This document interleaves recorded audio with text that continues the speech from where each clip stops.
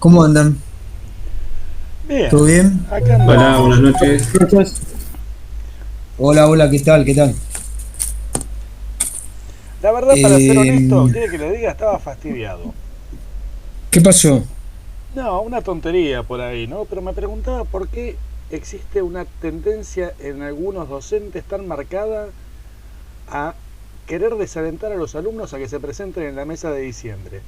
Que uno se queda pensando, si me presento en la mesa de diciembre se lo va a tomar a mal y me va a romper el alma. Es fastidioso, le Sí. digo, ¿eh? Me ha pasado Pensé, varias veces. por un momento tuve miedo cuando dijiste me va a romper el y empezaste con el A. Dije, no, bueno, a ver, yo creo que vamos a tomarlo propositivamente. Creo que algunos compañeros, colegas, les quieren hacer entender que, bueno, que hay determinadas estructuras disciplinares que necesitan un tiempo inmediato, digamos, no inmediato de procesamiento y maduración, para decirlo. No, sí, a ver, obviamente uno sabe que si no está preparado no se va a presentar, entre otras cosas, para no pasar un mal momento. Pero lo malo es cuando uno se queda con la imagen de que por más que estudie voy a pasar un mal momento lo mismo. No, bueno, pará, vamos a aclarar esto porque si no, siento que están hablando de mí y me pongo mal. No, no, nada que Y ver, no, y Juan. no estoy pasando por buenas jornadas, así que esperen. Yo les diría esto, miren, si alguno de ustedes, que pueden ser muchos de ustedes, no trabaja o trabaja poco o, o reduce sus horas de sueño y de ocio al estudio y tiene intenciones muy marcadas y dirigidas a rendir esta materia en diciembre, le va a ser difícil porque hay muchos contenidos. Y yo siempre digo lo mismo, tienen total libertad de hacerlo. A mí me parece que es un interés legítimo, muy genuino, y adelante. Adelante. Es más, yo voy a estar para apoyarlos y charlar con ustedes para hacerles el camino más expedito. Ahora, no, lo que no quiero es engañarlos diciéndole que cualquier cosa se logra en cualquier tiempo, que son cosas distintas. Entonces, pero si alguien me dice, hey, profe, pero yo tengo 3, 4 horas para leer todos los días, no, entonces dale, bárbaro. Esto es lo que me parece a mí que por ahí hay que marcar, no sé, bueno, ustedes lo sabrán, es decir, la carga de lectura es grande, entonces, bueno, hay materias que se acomodan y otras que no. También está la cuestión, si alguien quiere hacer su examen ágil y lo hacen. Como decís vos, Alexis, por ahí pasan un mal momento. Digo, bueno, vamos a charlar de distintas cuestiones. Yo trato, como dice Fernando habitualmente, trato de que los exámenes no sean arduos. Pero en general, un examen, ¿cómo comienza? Alguien empieza hablando de un tema elegido. Yo no le digo a nadie que habla. Bueno, pero lo único que hace la persona que va hablando de un tema es cavarse su propia tumba, la profundiza. Entonces, no tengo más herramientas que empezar a preguntar. Y vieron, como decía el filósofo Pancho Ibáñez, todo tiene que ver con todo. Entonces, la fosa se va haciendo más ancha y más profunda. Sí, no, igual, ojo que en realidad estaba haciendo catarsis con usted, no es que estaba hablando de usted ni mucho menos. No, ya sé que no, pero a mí me gusta ser siempre protagonista de la cuestión. Bueno, veo que se van sumando. eh, bueno, ¿cómo andan? ¿Bien? Bien, sí, bien, por suerte. Eh, Recién me reía con los chicos de primero. Empecé a dar clase, tenía casi 40 y tanto. Terminó la clase, había 29. Es, Así que no, es como en la iglesia cuando va promediando la misa que se va rajando la gente. terrible, terrible, Para el terrible. momento de la bendición no queda nadie. No, Dios mío, qué bárbaro. Bueno, Buenas noches, profesor. ¿qué tal? Hola, hola Julia, ¿cómo estás? Disculpe, le quisiera hacer una consultita con respecto al final. A mí me gustaría elegir la biografía de Perón y después de ahí partiríamos hacia todos los temas. Con razón no puso la cámara porque me iba a hablar, no. Está con la J, Julia. Eh, Sí, Julia, sí. a ver, ¿cómo decirlo? Está bien. Yo lo que diría es que, viste, empezar a hablar de la biografía. Claro, porque empezaría por la biografía de Perón y después, bueno, partiríamos. Yo Lo te, que yo te- pasa yo es que te- yo, si yo te tengo que dar una sí, sugerencia, Julia, yo te diría, mira, todas, por favor, el porque tema, no claro, nos conocemos, entonces para mí es todo nuevo. bueno, yo te diría que lo más razonable, y acá los compañeros que tenemos muchos peronólogos acá en la pantalla, están expectantes, van a salir a apoyar mi postura. Sí. El peronismo es mucho más que Perón. Ah, obvio, por supuesto, Por lo tanto, yo diría que el tema es peronismo. Si vos hablas de Perón, peronismo. yo te Ok, voy a preguntar inmediatamente que termines por el antes de Perón bárbaro. y por el después de Perón. Es mejor que vos enfoques el ¿Por qué peronismo llegó el peronismo? Sí, y por qué continuó y continúa vigente. claro, Y sí. si vos entras al Classroom, vas a ver que en la unidad introductoria nosotros con Fernando armamos una mirada de distintos temas panorámicos, entre los cuales uno Ajá. de ellos es como uno de los, a ver, no lo tomes como un problema en términos negativos, es decir, la persistencia del peronismo ha tenido una cantidad de discursos que se han convertido en su oponente, hasta generar en el propio curso de la historia argentina al peronismo y al antiperonismo como dos corrientes de gran crudeza y faccionalidad. Entonces uno puede tomar el 55, el 72-73, en fin. La cuestión es que peronismo y antiperonismo se reeditan como dos caras de una Argentina alrededor de una cantidad de temáticas. Entonces la persistencia del peronismo es en sí mismo un fenómeno bien argentino, con lo cual el Sí. siglo XX se acomoda bastante bien al recorrido del peronismo. Te diría, uno podría ser... Claro, yo lo vi desde un eje central de la materia. Dije, está bueno Mm, empezar desde ahí. mm. Es mi humilde opinión. Quizás usted me diga, no, mirá, Julia, te conviene empezar desde otro tema, no No, sé. no, está muy bien, está muy bien. Pero yo te diría, no la biografía de Perón, porque ahí, viste, hay mucho sesgo. La vez pasada hablamos de la biografía de Perón, yo les comentaba, Perón tuvo, Me la escuchen, perdí. claro, Perón tuvo, esperen que no estoy grabando, entonces después le voy a decir a Alexis que empiece a grabar, que me mande la grabación, se acuerda de mi madre.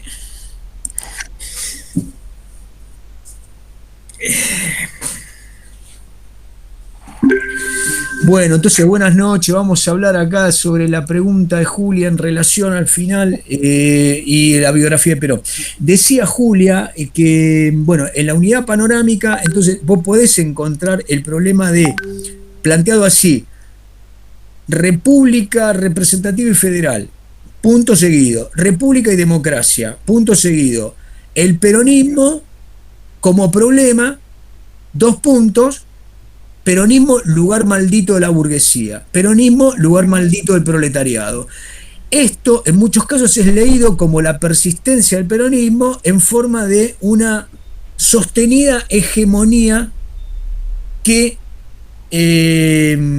hackea en parte la constitución de un sistema político abierto. El peronismo es en todo caso uno de los fenómenos resistentes a lo que otra parte de la Argentina considera instituciones republicanas y democráticas abiertas. Entonces, esa es una buena pregunta para interpelar al peronismo, pero otras buenas preguntas pueden ser ¿en qué medida el recorrido del desarrollo de la clase obrera previa al peronismo es naturalizada como peronista? ¿En dónde quedaron esas tradiciones subsumidas por el peronismo en un accionar, digamos, apologético de la acción del líder? ¿En qué medida esa tradición obrera quedó bajo el peso de la estatización de la organización obrera? O sea, los obreros organizados fueron estatizados por el peronismo. ¿Y en qué medida el poder de esa estatización de las organizaciones gremiales sirvió como uno de los factores fundamentales para que el peronismo resistiera. Es decir, ese peronismo organizado como columna vertebral, los trabajadores peronistas, sin el líder, resistieron los embates del antiperonismo y sostuvieron una Argentina esperando al líder. Entonces esos 18 años de espera, llamémosle de exilio, también se pueden basar en la persistencia de ese eje que, si miramos antes de los años 30, suponete, porque Perón empezó su vida como, Claro. como político activo, digamos, porque las Fuerzas Armadas Argentinas, los años 30 son de una politización creciente. Entonces, Perón fue un actor político dentro de las Fuerzas Armadas. Le digo, como ese actor crecientemente involucrado en una mirada nacionalista, el peronismo lo podemos tomar como un agente de cambio en esos movimientos militares, tendiendo a modelos nacionalistas más o menos extremos. Entonces, ahí hay una cantidad de temáticas. Se parece bastante menos esto que acabo de decir a tu biografía de Perón. ¡Ay, no, por favor! Bueno, yo diría... Qué lindo va a ser recibirme en la última batería con vos.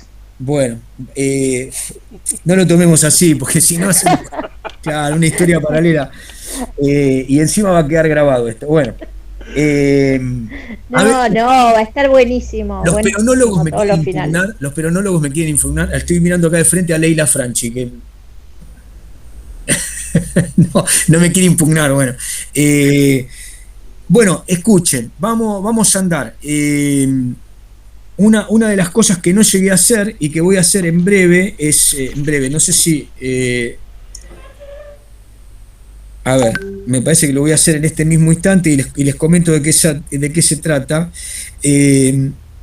Hay una colección de libritos, algunos más importantes que otros, que vamos a ir mechando. Ahí les acabo de mandar un pequeño escaneo que hice hace un rato, que vamos a usar para ir sumando algunas voces en el recorrido histórico. Cuando digo algunas voces, obviamente no me refiero estrictamente a la voz, sino a algunos discursos, ¿no?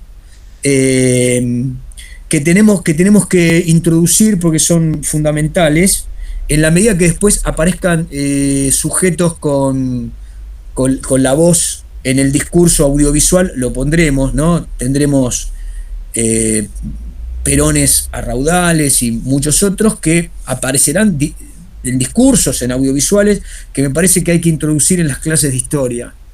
Esto me lleva a una pregunta que les quería hacer, pero paren, primero lo primero, les estoy mandando y les voy a seguir enviando recortes de unos textos que sacó el Ateneo en ocasión del Bicentenario y que se dividen por recuperación de documentación que está dividida en relación al pensamiento de las corrientes políticas argentinas.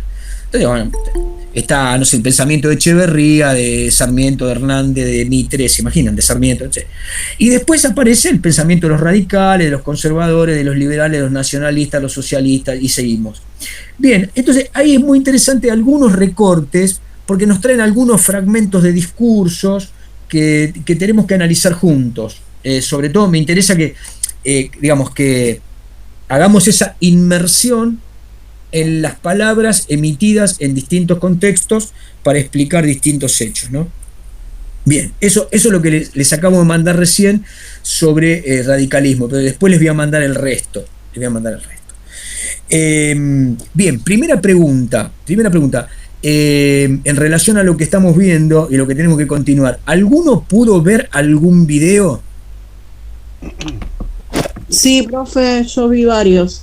Ajá. Hago solamente para los que no escucharon el audio una aclaración de lo que dije. Los videos no son obligatorios, son una manera de agilizar y de por ahí de anticiparse con alguna cosa, de ilustrar, pero sí una cosa que me parece interesante en todos los videos que yo por lo menos seleccioné es que aparecen, por ejemplo,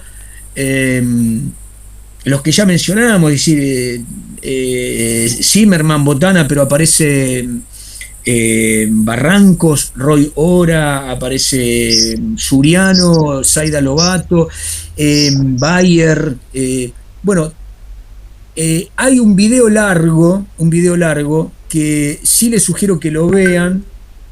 Todos son bastante interesantes, pero algunos particularmente son más interesantes y quería no olvidarme de esto. Hay un video que se grabó, un encuentro que se grabó entre Cristian Castillo y Hernán Camarero. Yo les hablé de Camarero en alguna oportunidad cuando les hablé de Tarcus, que eran dos historiadores de la izquierda argentina. Y en este video, que tiene 2 horas y pico, pero que, digamos, se puede ver por partes, Hernán Camarero, que es un historiador de la izquierda, pero se ha especializado básicamente en comunismo, en trotskismo, pero sabe mucho de todo. Hace un largo recorrido, y habla como 1 hora, haciendo un interesante hilado, bastante ágil, un interesante hilado de las diferencias entre socialismo, anarquismo y sindicalismo. Después hay otro videíto que ustedes pueden mechar, cortito, donde está Bayer y también está Natalia Botana, hablando, por ejemplo, de anarquismo y socialismo. A mí me parece que esos videos pueden ayudar a los capítulos que ustedes vayan a leer ahora, los obligatorios, que son de Suriano y de Adelman. Muy interesante. Bueno, les muestro solamente para que sepan que al que le interesa, esto se consigue, lo ha editado hace poquito. Este es un texto de Camarero, el último que sacó, se llama Tiempos Rojos, ¿no? El impacto de la Revolución Rusa en la Argentina. Es un estudio muy interesante de esos años, digamos, que van un poquito antes del 17 hasta el 21, 22. Muy interesante. Después tiene una colección Camarero, que por ahí la ven ustedes. Normalmente cuando se juntan los grupos de izquierda tienen las mesas llenas de estos archivos, que es archivos de la historia del movimiento obrero y de la izquierda. Acá escribe en varios de estos volúmenes Hernán Camarero, entre otros, ¿no? Lo vamos a nombrar también junto con Tarcus cuando comienza, digamos, el desarrollo del comunismo y el trotskismo. Y lo vamos a enlazar también con los grupos de los 70, ¿no? 60, 70. Bueno, a ver, ya que viste, Romina, a ver, decime qué video viste y por qué te interesó, si viste algo de lo que estábamos charlando. Romina, hola, profe. Sí. Vi todos. El que me faltó terminar de ver es justamente el de 2 horas, pero más o menos estaba hablando al principio del movimiento obrero, pero no, todo bastante interesante. Me gustó mucho el de Beatriz Arlo también. Beatriz Arlo, que hablaba también del populismo, hablaba del justicialismo, digamos, ella estaba en una charla de los 120 años del socialismo, entonces fue invitada y bueno, compartió un poco sus pensamientos, y había también un ida y vuelta porque los que estaban ahí también le hicieron un par de preguntas, así que bueno, eso. Bien, bueno, sobre todo el de Beatriz Arlo. Beatriz Arlo no es una historiadora del campo económico, político, es una historiadora del campo cultural, pero digamos que es una de las intelectuales más relevantes de la Argentina. Y nosotros vamos a trabajar un volumen que escribe ella con Carlos Altamirano de la historia del pensamiento argentino del 43 al 73. Ahí hay una introducción. No sé si se las voy a poner como biografía obligatoria, pero no importa, la vamos a trabajar acá. ¿De qué se trata? Una idea fundamental de Sarlo incorporada a la historia argentina. Sarlo investigó respecto de que el peronismo como objeto histórico, es decir, como sujeto histórico y como objeto a investigar, no es incorporado por la academia, obviamente, pero tampoco es incorporado por un sector del peronismo, porque el peronismo no constituyó un cuerpo intelectual que producía ideas, ¿se entiende? Desde la programática.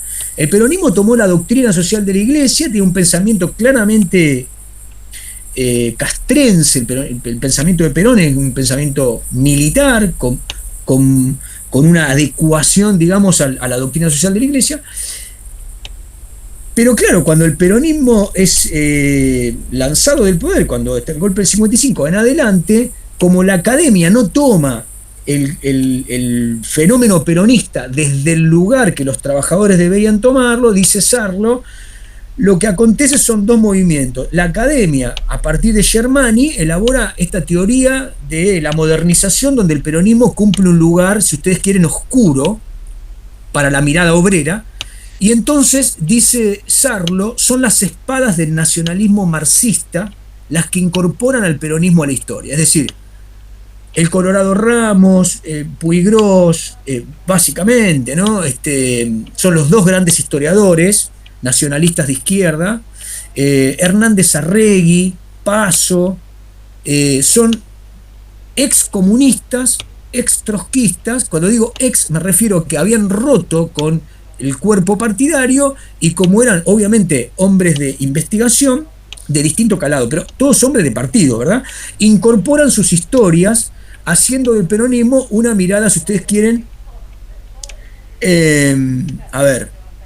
una recepción del peronismo como un objeto histórico y no como un objeto maldito.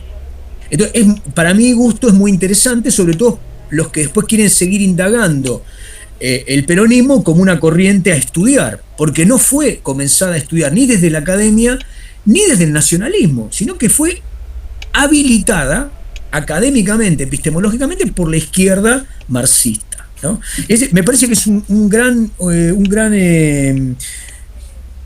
gran conceptualización de Sarlo, por eso la vamos a usar. Bueno, en este caso, Beatriz Sarlo en ese video habla del socialismo. A mí me parecía muy interesante la parte en donde Sarlo incorpora la figura de Justo y de la Segunda Internacional. Eso me parece que es un tema fundamental que tenemos que tocar ahora. Pregunta para los restantes, a ver si alguno lo vio. ¿Vieron ese video de los 125 años del radicalismo? Que es como un recorte partidario. Sí, a De la Rúa no lo pusieron. Acá el Traidor 3, a De la Rúa no lo pusieron. Y pusieron a Jaureche. No sabía que había empezado ahí en esa fila. Traidor 1 y 2 sabemos quiénes son, ¿no? Yo soy solamente de reparto, no. ¿Para quién es Traidor? Traidor 1 y Traidor 2, me pierdo. Los Alexis y el Bonomo, esos son los Traidores 1 y 2. Yo soy Sí. El trío de los infames. Yo soy de reparto, ¿no? Y maldito traidor esa parte. Bueno, sí, es muy interesante lo que decís de Fernando Larrúa. A mí lo que quería preguntarles es esto, para el resto de los compañeros que están acá en la clase, compañeras también. ¿Cómo se presenta el radicalismo? O sea, cuando el radicalismo habla de sí mismo, estamos acá pensando esto, miren, tenemos que empezar a tramitar los recortes discursivos desde el punto de vista de que todos los partidos tienen un discurso histórico de partido. Es decir, tienen todos los partidos militantes adscriptos como amanuenses a registrar la historia oficial de su partido. Por lo tanto, ahí hay un recorte apologético, o por lo menos positivo, de su accionar, ¿no? ¿Qué dicen los radicales de sí mismos en el contexto post-delarruista? Entonces, bueno, lo primero que dice acá el compañero Traidor es, bueno, no lo ponen a Fernando. Sí, no lo ponen a Fernando Larrúa. Bueno, no sé, vos sabés que yo no sé si no lo ponen porque formaba parte de una coalición, digamos, ¿no? Porque, pero bueno. Pero a Carrió la ponen, en algún momento aparece Carrió, así que. A Carrió la ponen, tenés razón. A Carrió junto con Stolbizer la ponen, ¿no? Junto con Stolbizer. Dicen, bueno, algunos se fueron del partido, nos abandonaron. Pero, ¿qué sacan de ese video? ¿Qué dicen los radicales de sí mismos? ¿Qué vienen a traer los radicales a la historia? Se igualan con la democracia. Yo lo vi, son los demócratas del país. Para mí también un poco en oposición a presentar, como siempre, al peronismo como los autoritarios y los antidemocráticos. Bueno, pará, Leandro, pero no te se ves. Para que hay una vida antes del peronismo, che. Pero no lo mencionan al peronismo, no lo mencionan. No, pero yo digo, hago esa lectura. Se presenta como los democráticos, si son River y Boca, que más o menos, tampoco hay que ser, no hay que digo nada del otro mundo. Romina, ¿vos lo viste? ¿Qué te pareció? Sí, profe, yo lo vi. Justo estaba hablando de eso con mi marido. lo vi y lo que me pareció es que casi me convencen todos. O sea, por momentos fui radicalista, fui anarquista, fui comunista. Es como que todos cuentan a su favor, ¿no? Lo suyo, obvio. Esperen un cachito, vamos a diferenciar, vamos a diferenciar. El recorte del radicalismo hablan los radicales de sí mismos. En el resto de los videos, ojo, en el resto de los videos aparece Di Meglio, aparece Roy Ora, el que organiza ahí trata de ser neutral, es decir, esos programas que algunos son recortes socialistas y anarquistas, en general, diría que intentan la neutralidad, se paran en un lugar bueno, voy a presentar una estructura histórica. Me parece que en el caso de Camarero y de Castillo, ellos dicen, yo voy a contar la historia de la clase obrera. Por lo tanto, todos los que están frente a la clase obrera son otros. Ahí claramente es así. Están hablando de la historia de la clase obrera. Eso es muy interesante porque nosotros tenemos que tomar la historia de la izquierda, pero la historia de la izquierda tiene esta particularidad. Es muy difícil encontrar un historiador que no haga historia de partido o no haga una historia que en general o sea muy analítica y baje la Biblia marxista como un catecismo, que es como un parámetro histórico que no nos da lugar, o que nos plantea un escenario apologético. Están los otros, el imperialismo invasivo, la burguesía, etc. Entonces ahí lo que nos está narrando es quiénes somos nosotros, cómo nos constituimos como un sujeto. Es importante esto por distintas razones, pero los tenemos que tomar como fuentes secundarias, digamos, digamos, en el caso de Hernán Camarero, por eso me interesa tanto que ustedes lo escuchen, porque después vamos a leer otros recortes y ustedes pueden ver una diferencia entre lo que dice Adelman, lo que dice Suriano, y a Camarero, que lo pueden escuchar tomando mate, no sé, una tarde, y sí, bueno, hay cosas que ahí de Camarero suenan desde un lugar que les va a hacer ruido o no. Eso me parece que es una textura muy interesante. Bueno, ¿qué palabras podemos recoger del video de radicales? Vos dijiste demócrata y vos, Romina, no me dijiste nada. Pero hay otras palabras que son muy fuertes, que yo dije cuando lo vean. También, bueno, tiene el igualitarismo y las autonomías municipales y provinciales. Querían retomar esa cuestión, el voto, el sufragio. Bien. Que primero lo trataron de hacer a través de Bartolomé Mitre, en la cancha, creo que fue Pelota Paleta, la famosa convención, y después, bueno, Bartolomé Mitre, cuando se va hacia Europa, queda la línea revolucionaria, que querían terminar con este unicato, digamos, de representación. Bien, pero se presenta primero como una fuerza juvenil, después va incorporando gente más grande, y digamos, los tres pilares eran el igualitarismo, democracia, sufragio, digamos, y autonomías de los distritos municipales y provinciales. Bien, escuchen, en el video no dice todo esto, Jorge le está metiendo algo de su lectura y de su conocimiento. El tema de las autonomías y la defensa de lo comunal es cierto, me parece que en el video en algún momento lo detallan, pero particularmente en el video aparece la reparación social. Dicen, los radicales lucharon por el sufragio, un poco lo que dice Leandro, el sufragio lo podríamos equiparar a la lucha por la democracia real. Si antes había fraude y se volcaban las urnas, el radicalismo estuvo detrás de una lucha para obtener el sufragio libre. ¿A qué llamamos sufragio libre? No hacer trampa en las elecciones, ¿no? Y que votaran aquellos que no estaban habilitados a votar, porque en realidad, como era un voto no obligatorio, evitando la violencia, las elecciones eran muy poco participativas. Podemos dejarlo en este lugar. Ahí hay una primera idea. El radicalismo viene a constituirse en una de las fuerzas que anima la historia argentina. De hecho, empiezo por acá charlando con ustedes porque me parece que todos ustedes tienen un recorrido del radicalismo. Yo sé que en estos tiempos el radicalismo está en su peor momento y resulta como muy, muy ilevantable su legado histórico, pero por eso les puse el video para que podamos recuperar el tramado histórico de lo que dicen ellos de sí mismos, pero lo que decían ellos y lo que hicieron ellos en el contexto en el que los tenemos que estudiar, ¿no? Entonces, digo, lucharon por el sufragio y por las autonomías comunales, regionales, etc. Digamos que ahí los radicales aparecen como diciendo, nosotros éramos federales y nos oponíamos al centralismo del Poder Ejecutivo, digamos, ¿no? Nos oponíamos a don Julio Argentino Roca y a don Juárez Selman, y a don Miguel Juárez Selman. Tomémoslo hasta ahí. Luchamos denodadamente por la representación genuina, el sufragio libre. ¿Qué más? Hay otra línea en el video que es llamativa, que yo pensé que les iba a hacer ruido.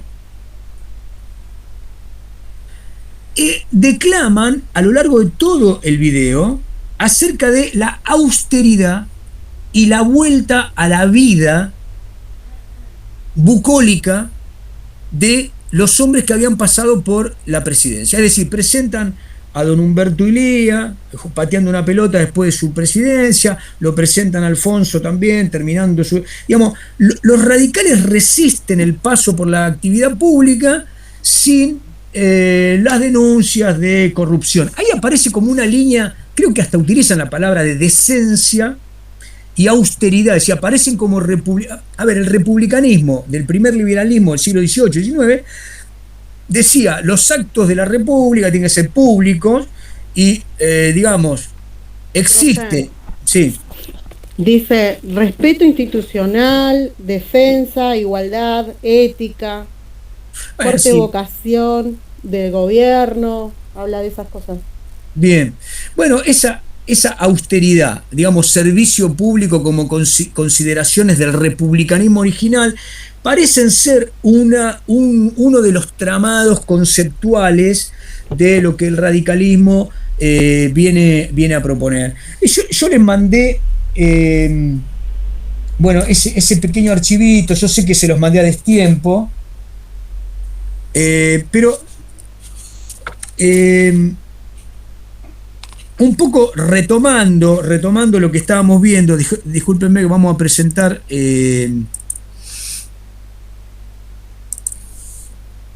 a ver si lo encuentro, ¿no?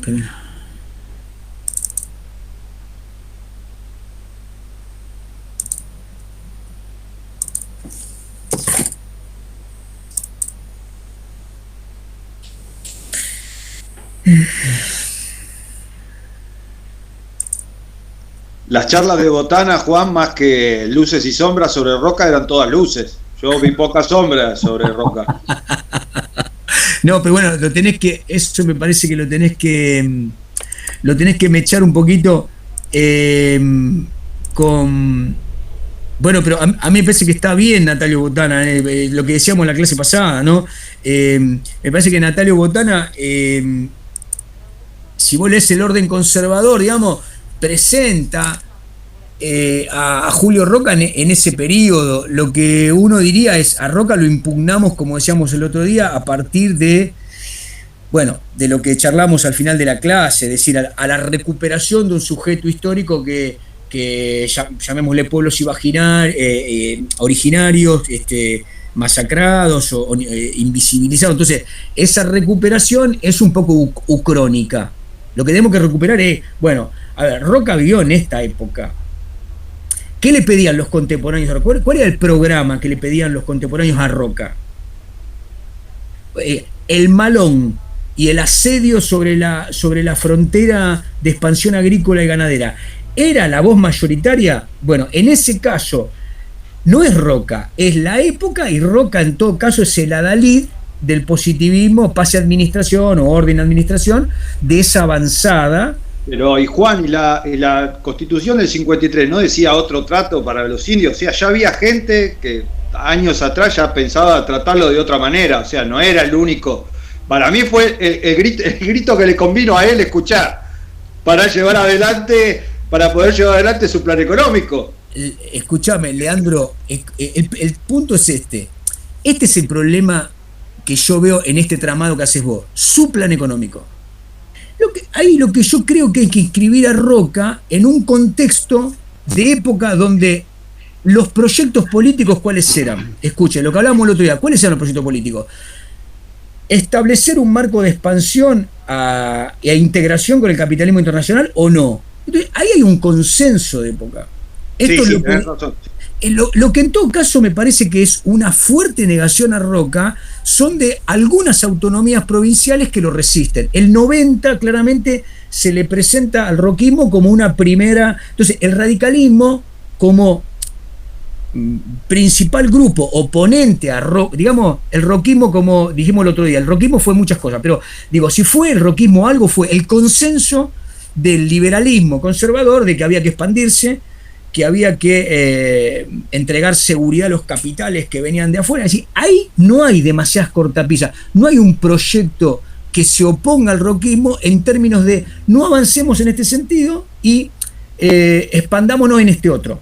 Entonces, me parece que en esos proyectos las voces que defendían a los aborígenes en su época son inaudibles, son mucho menos poderosas, no cobran cuerpo en el registro de la agenda del momento, pero no lo cobran acá, en la Argentina, no lo cobran en los Estados Unidos, no lo cobran en Europa, no lo cobran en ningún lado. Es decir, los estados y las clases y las élites se expanden contra las poblaciones originarias en todo el planeta, digamos, ¿no? Es decir, por eso acá a escala de la neutralidad lo que tenemos que pensar es dónde hubo otros proyectos de época.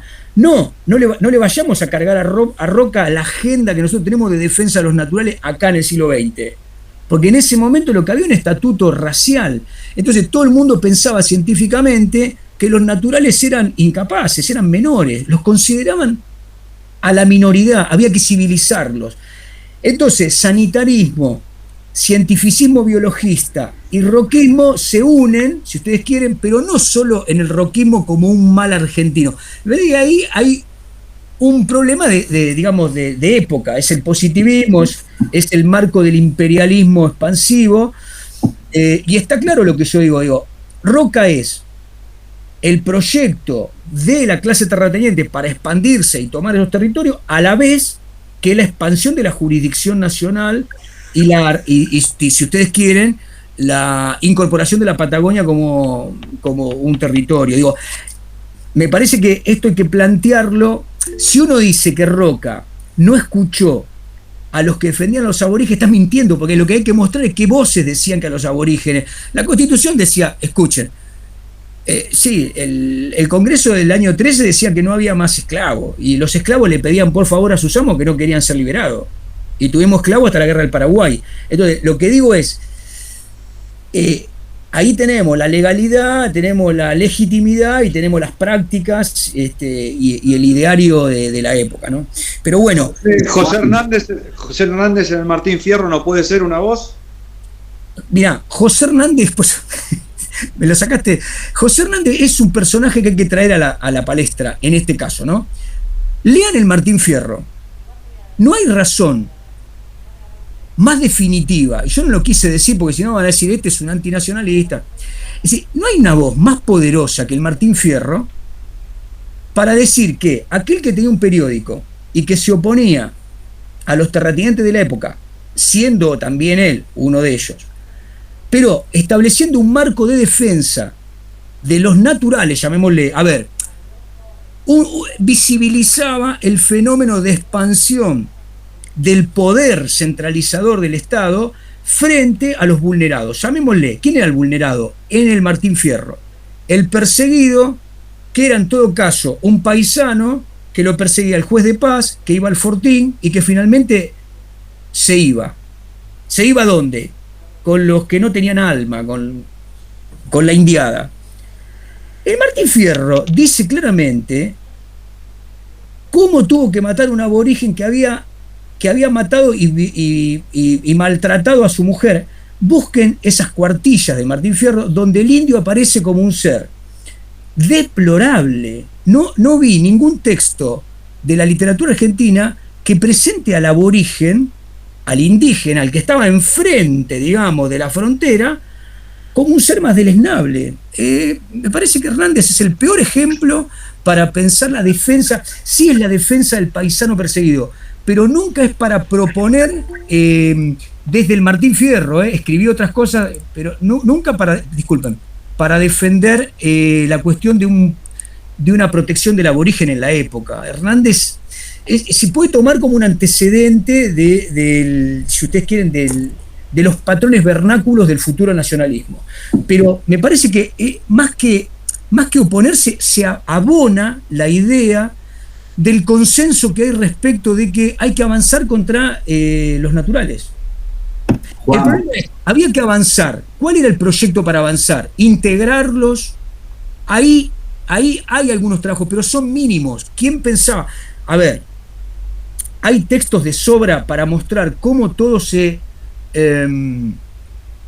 encontraban que la distribución de los aborígenes, dividiendo la familia para entrar en los hospicios, en las escuelas, en los empleos, era, una fiesta de la civilización. Este es un consenso de época. Ustedes podrán decir, ¿era un consenso de la élite? Sí, pero era un consenso también del gauchaje, porque entre el gauchaje, digamos, el escenario del aborigen es por lo menos trillado. Ahí me parece que hay, como decíamos el otro día, habría que ver los periodos, ¿no? Lo que hablábamos de Mandrini, ¿se acuerdan? ¿En qué periodo eso es posible? ¿Y en qué marco, digamos? En los años 40, 50, 60. Ahí me parece que el ítem que sale de nuestra bibliografía es el malón. El ítem es el malón. ¿En qué medida esa sobrevivencia por la necesidad de un recurso que tienen que saquear es expoliada ante la necesidad que tiene el patrón civilizatorio de expandir sus tierras para el modelo agropecuario? Ahí hay un recurso que está obviamente disputado y que responde a una sobrevivencia marginal. Acá hay luces y sombras. Hay quienes estudiaron bien el fenómeno y dicen, Sayhueque, por ejemplo, en Neuquén tenía un proceso, y los pehuenches, más allá, del lado de la Araucaria, tenían un sistema de cultivo, esos eran los que mandaban, los que se expandieron de Chile y ocuparon la zona del norte de la Patagonia, los más violentos, los que generaron la Confederación, Cafulcurana, Mucura, etc. Ahora, este es un fenómeno que algunos historiadores y algunos estudiantes años anteriores me presentaban como la idea de los 3 estados. Me decían, Juan, hay que pensar que en la Argentina hubo un momento donde había 3 estados. Estaba la Confederación, estaba la provincia o el estado de Buenos Aires y estaba la Confederación de las tolderías, llamémosle, ¿no? Estaban los pampas, los ranqueles y estaban los cacicazgos para el lado de la cordillera. A mí me parece una hipótesis débil esa. ¿Había acuerdos? Sí, había acuerdos por comercio, había múltiples acuerdos. Acá el problema, para explicar más o menos desde el punto de vista no personalista la cuestión, sería en qué medida los proyectos de expansión necesitaban esas tierras. Y lo otro es, en qué medida el marco defensivo se sostenía. Lo que les decía el otro día, San Rafael, Río Cuarto, Junín, Melincué, Azul, es una línea de frontera que se mantuvo 2 siglos, ¿no? Hay un momento donde la expansión sobre esas tierras es una necesidad, pero también es una necesidad la defensa. Entonces, acá hay que mirar esa dialéctica. ¿En qué medida el malón y el patrón de avance del Estado argentino se dan entre los años, yo creo que fundamentalmente cerca de los 70, ¿no? Entre el 70 y el 80 se da, y Roca es el protagonista de esto, pero yo diría que no hay que convertirlo en un villano. No, ¿Me permite un comentario súper inocente? Sí, por el cual ya pido permiso, Dale. perdón, quiero decir. Uno se para delante del indio y le mete un balazo. Es un negro grandote, sucio y peligrosísimo. Incluso hasta con la mina se para delante de la mina y le mete un balazo. Pero para meterle el balazo a un pibe hay que ser especial en cualquier época. O sea, a los chicos, porque los tipos barrían con todo. Sí. O sea, hay que ser especial. O sea, yo sé que es ingenuo mi pensamiento. Yo entiendo todo lo que usted dice.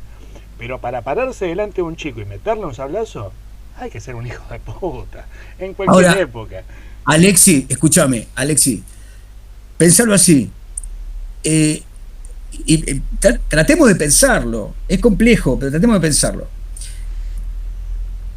Estaba el estanciero en su chacra, estaba el estanciero, y viene el malón, y le lleva a la mujer, no le llevaba a una mujer, arriaban con todas las mujeres, y hacían desastre, prendían fuego.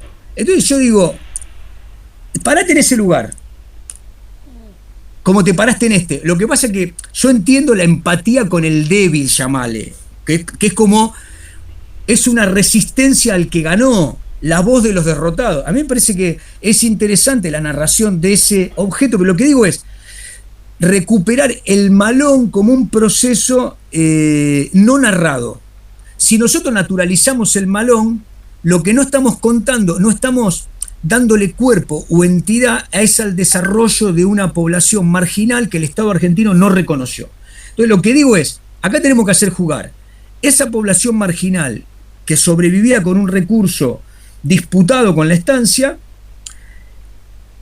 un comercio hacia el Pacífico y la incapacidad que tenía el Estado argentino, porque todavía no existía, de controlar ese tráfico comercial, ese contrabando, en una línea de fronteras que es necesario ampliar. Digo, ese es el marco.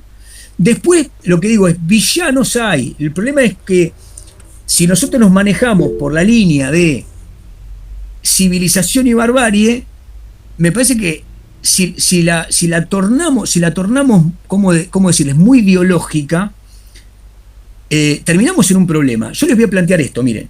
Si yo les digo ahora que en África hay muchos musulmanes que están infibulando a las jóvenes, les estirpan el clítoris porque el Islam manda esto, ¿ustedes ascriben a los derechos humanos o no?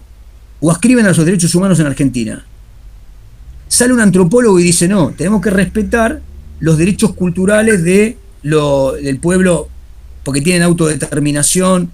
¿Luchamos por los derechos humanos o no? Yo personalmente soy partidario de ir a cagarlos a patadas. Bueno, entonces lo que yo digo es, la difusión del marco civilizatorio, aunque esté en un marco cientificista, ¿no anima a pensar en términos evolutivos? Digo, los aborígenes que morían de enfermedades, despejen el hecho de que estos los mataron ya sin que se enfermaran, pero quiero decir, los patrones de incorporación de la población marginal, y con esto estoy diciendo, cuando uno integra poblaciones que no pertenecen al marco, comillas, civilizatorio, que no reciben servicios del Estado y demás, uno ve potencialmente muy saludable y festeja que se los eduque, que se los proteja, que se les brinde servicio de salud y demás. Ahí yo veo como una pérdida de la conceptualización histórica, es decir, hay que establecer el marco en el cual nos movemos, y ese marco claramente es un marco racista. Las consideraciones que la élite tenía respecto de qué valía un ser humano estaban potencialmente pautadas por la dotación genética.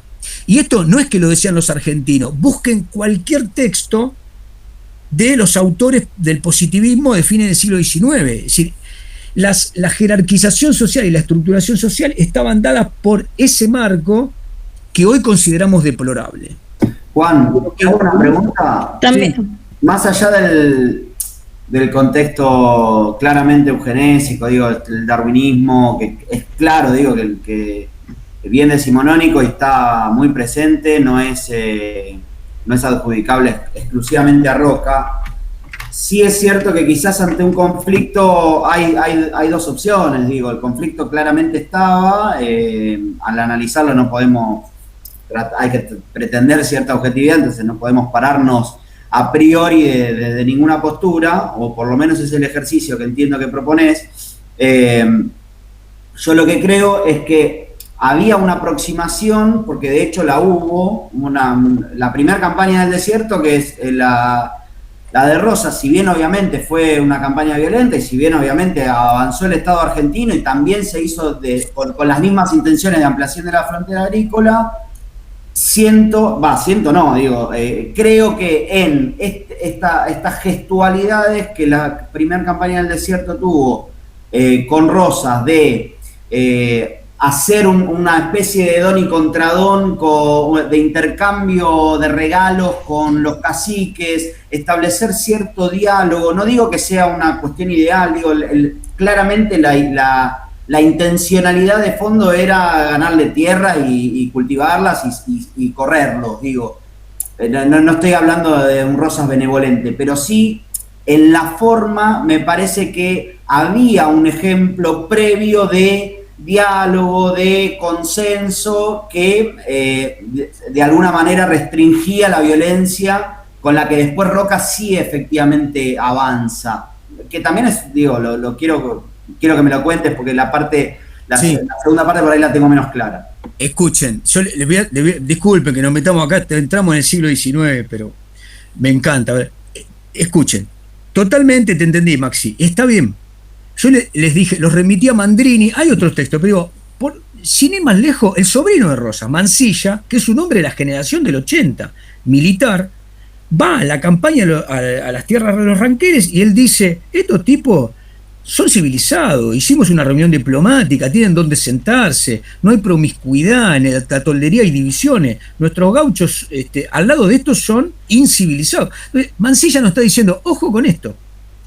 Está totalmente de acuerdo, está claro que hay en el marco de los periodos de paz e intercambio, no solo esto que dijiste vos, Rosas y Urquiza, todas sus batallas tienen retaguardia y vanguardia formada por avanzadas o retaguardias de los aborígenes, que forman con chaqueta del ejército de la provincia de Buenos Aires o de la provincia de Entre Ríos. Los aborígenes están integrados a nuestras luchas civiles. Había aborígenes y tribus o confederaciones enemigas y amigas.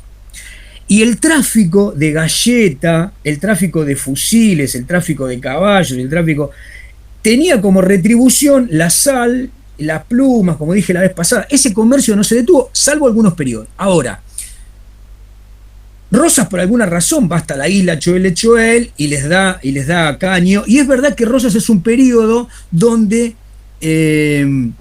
hay periodos de paz y Rosas lo que genera es, por ejemplo, les voy a contar algo que yo investigué, no me lo contaron. Yo tengo un pequeño trabajito sobre los años que van del 36 al 42. Me pasé 6 meses viendo papeles, varios legajos de Rosas. Me interesaba el bloqueo anglo-francés, 38, 39, 40. Bien, pero leyendo los miles de papeles que tuve que leer, me encontré con que, escuchen bien, en el año 38 le hacen una sonada a Rosas. Ahí estaba Massa, el amigo de Rosas, pero que era el jefe de la sala de representantes, y su hijo, Ramón Massa, que estaba vinculado con otros ñatos. Rosas, a toda su verticalidad semifeudal que tenía, le pagaba con tierras, los iba convirtiendo de cabos, sargentos, alférez y qué sé yo, les iba dando tierra. Bueno, había 2 ñatos que estaban en ese tramado, que estaban vinculados a una sublevación contra Rosas. Recuerden, año 38, pensando en el 39, ¿no? ¿Se acuerdan que Massa apareció decapitado en la sala de representantes? Bueno, el hijo, más un nieto que se llamaba Selar Rayam, que finalmente terminé con ganas de vincularme con la investigación de Selar Rayam, Rosas lo manda a buscar hasta Carmen de Patagones, los hace traer a él y a sus amigos, les cortan la cabeza, y la cabeza está en una pajarera durante 4 días, y todos los días se tenía que formar en azul, que se llamaba 9 de julio, el fortín, toda la miliciada a mirar la cabeza que se iba pudriendo.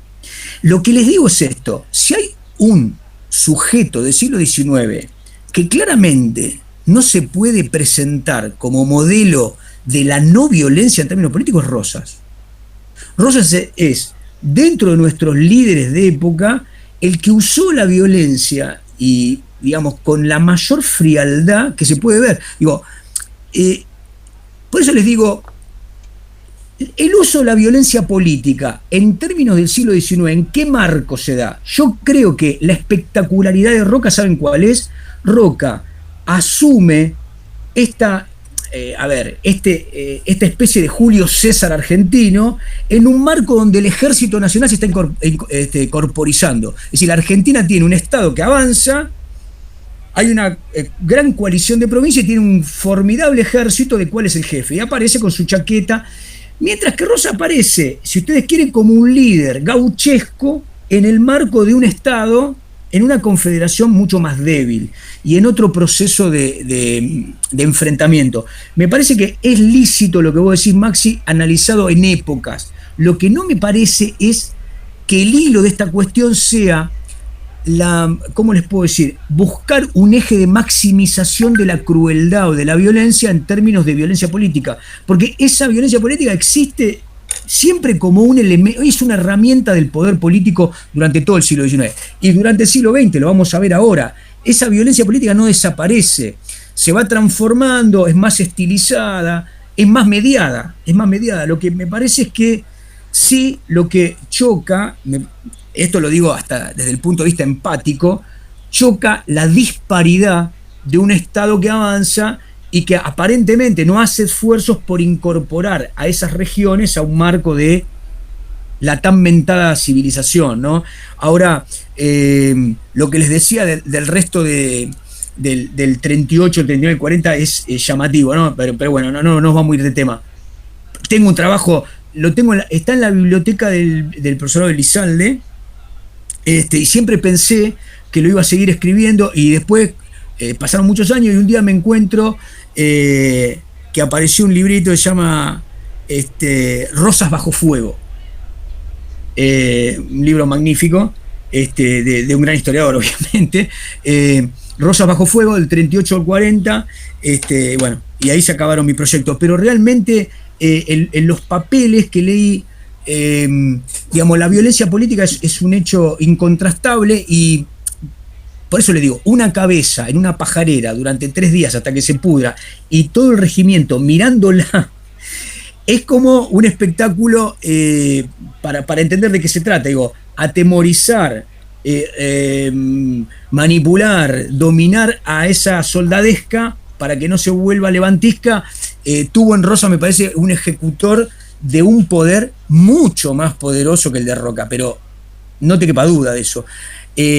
Bien, ahora, dicho desde otro lugar, cuando viene Sarmiento, enemigo de Rosas, indudable, desde un punto de vista política, estratégico, le dice en carta, le dice a sus amigos, se lo dice a Alberdi, se lo dice sobre todo a Mitre, dice, este loco finalmente nos dejó el mejor legado. ¿Qué era este loco nos dejó el mejor legado? Creo que dice este loco asesino, pero no importa, este loco nos dejó el mejor legado. Rosas se fue y dejó 14 provincias con un flor de cagazo a la desunión.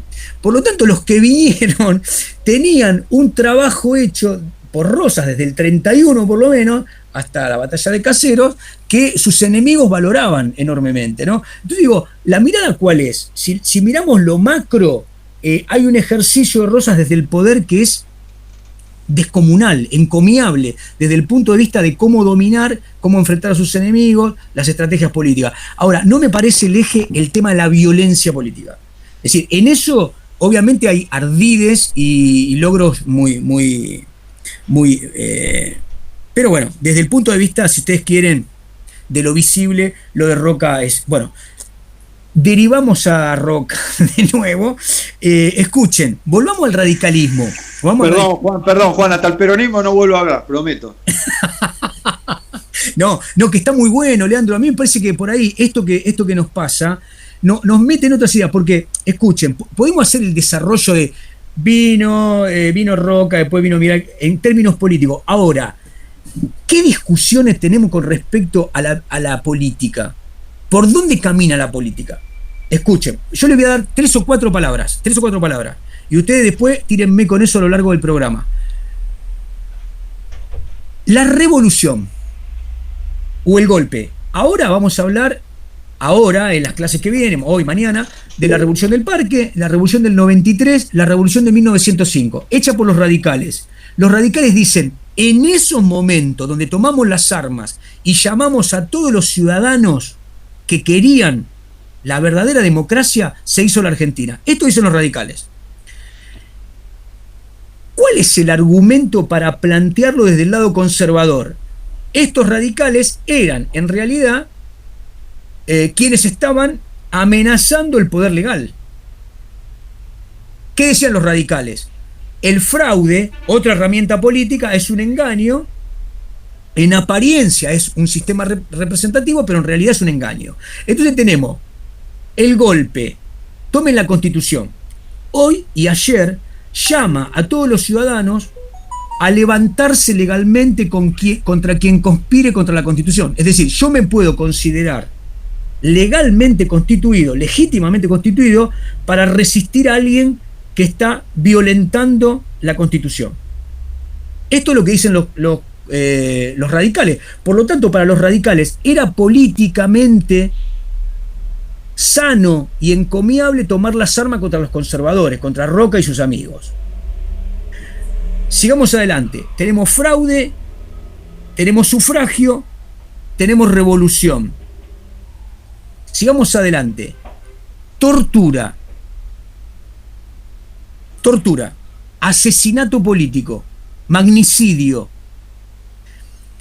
Si nosotros seguimos sumando esto, yo recién les hablaba de decapiten a este Celarrayán y pongan su cabeza en una jaula y que la miren todos los soldados de azul durante 3 días, hasta que se pudra.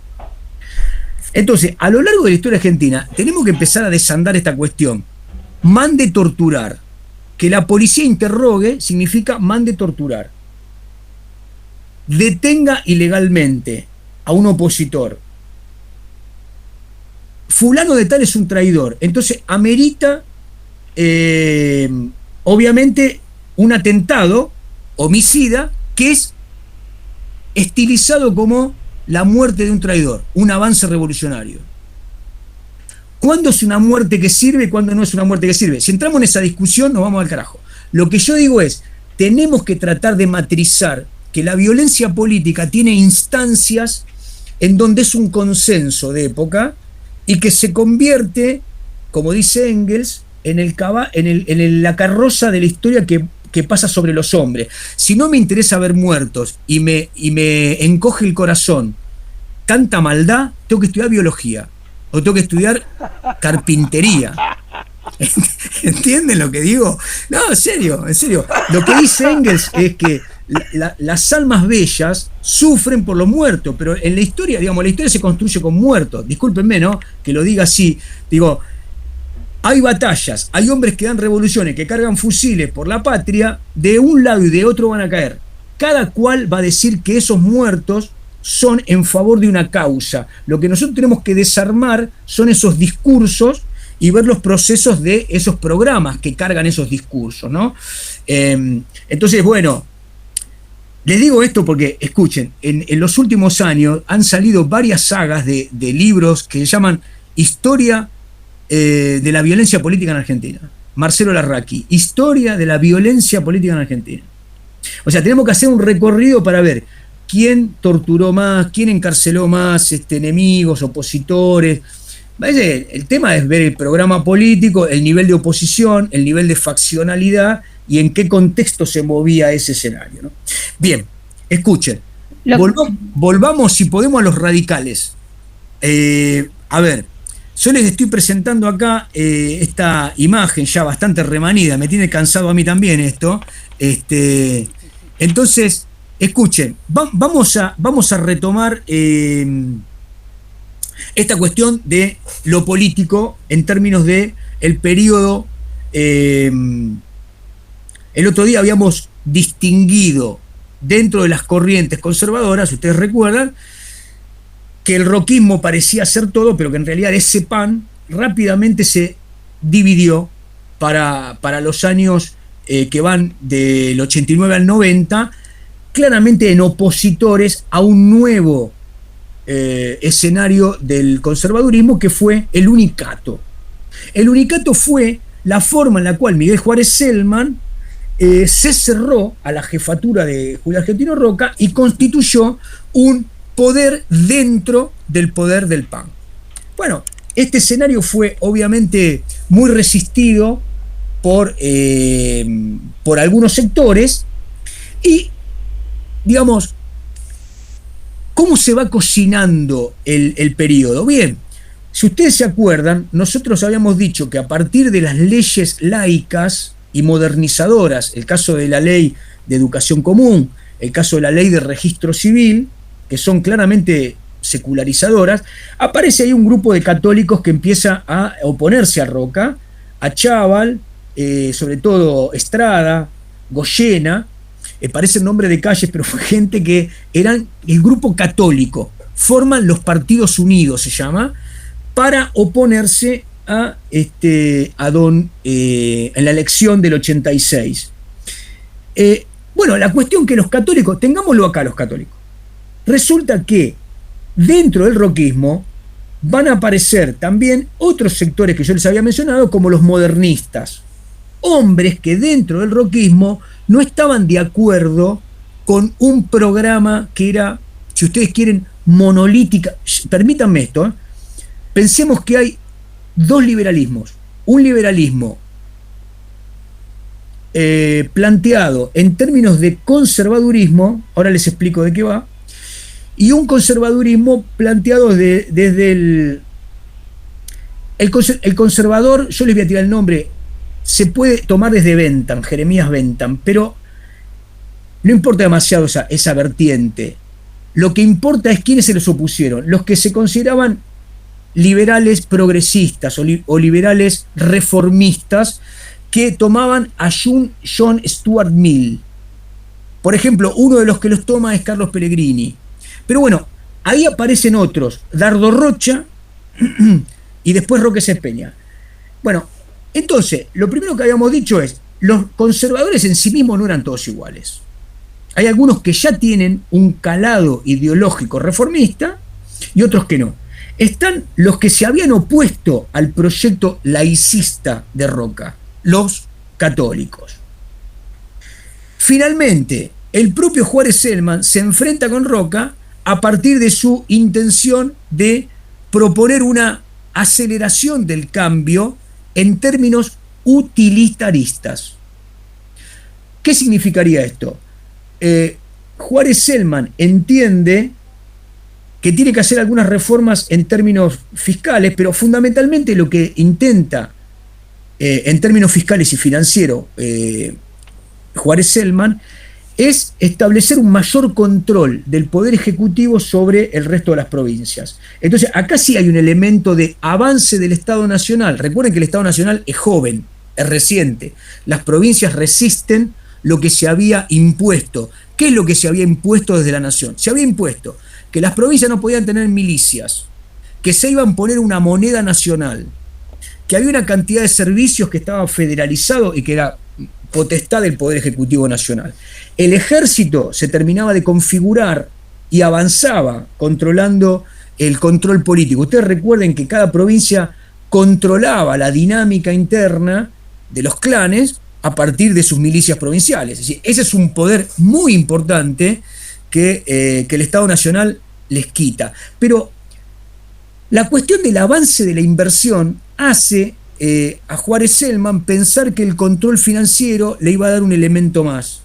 Y el banco más poderoso que existía en la Argentina era el Banco de la Nación Argentina, el Banco de la Provincia. Así que lo que intenta Juárez Celman es quitarle poder de crédito al Banco de la Provincia y entonces permite que haya bancos garantidos. Es decir, hay con Juárez Celman una apertura de la especulación en términos de lanzar al mercado moneda garantida por bancos privados. Entonces, esto genera, obviamente, que haya toda una inversión especulativa. ¿Qué quiero decir con esto? Hay gente que invierte no en la economía real, sino en cuánto se iba a valorizar esa inversión que iba sobre las remesas exportables. Entonces, algunos economistas dicen, es llamativo ver que la corriente utilitarista de la economía, del liberalismo, plantea la faceta más individualista, ¿no? Y más cercana a la renta, desprovista de lo que podría ser una mirada más holística de la sociedad. Entonces, me parece que acá es interesante pensar el periodo de Juárez Celman como el periodo más utilitarista, en donde la renta se despega de este proyecto modernizador de Roca. A mí me parece muy interesante oponer por un momento la figura de Roca y la figura de Celman. Además, pensando en la jefatura del partido, porque lo que hace Juárez Celman es convertirse en el jefe del PAN a la vez que en el jefe del Poder Ejecutivo. Bueno, el problema ¿cuál es? Que esto lo lanza Juárez Celman a partir del 86, 87, pero en el año 89 esta especulación hace crecer la deuda de la Argentina en forma desmedida.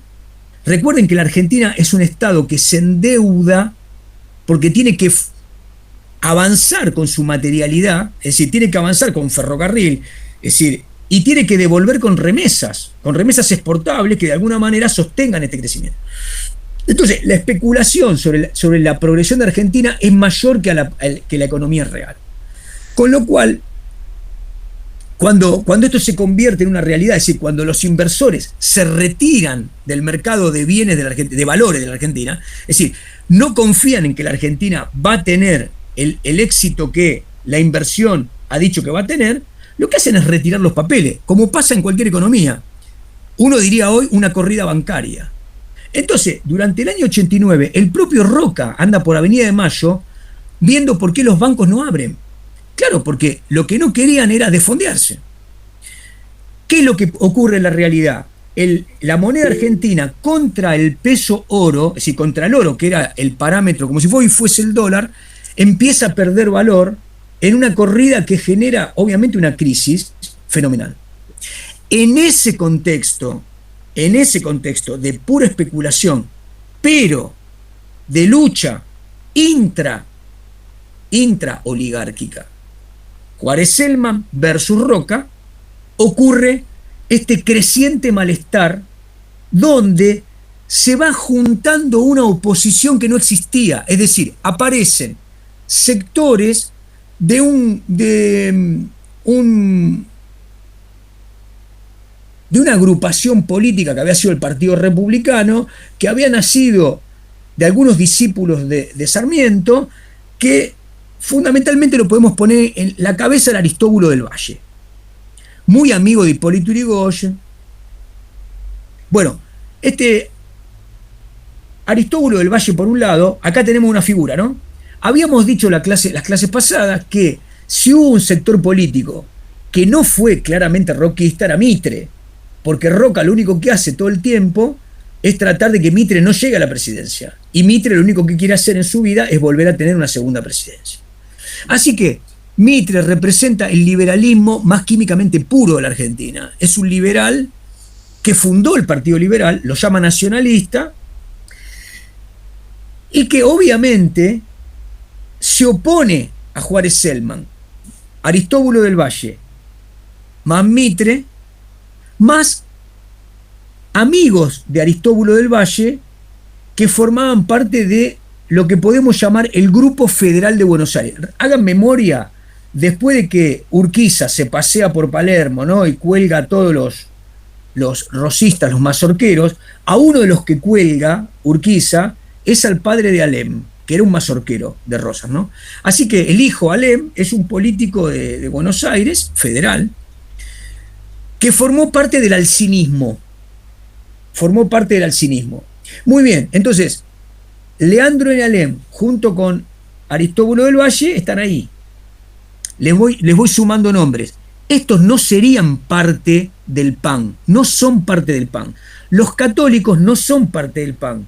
Mitre no es parte del PAN. Son otras corrientes políticas que no tenemos que naturalizar. ¿Qué hacen esos hombres?